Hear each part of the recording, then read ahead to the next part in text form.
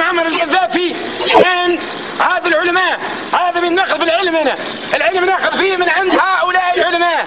هذا من الكتاب الأخضر، هذا من كتب الكتاب الأخضر، هذا زميلي، هذا شقيقي، هذا العالم اللي أخذ الكتاب الأخضر.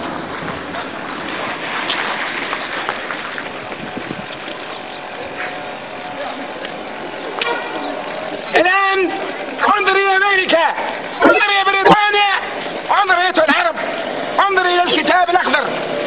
هذا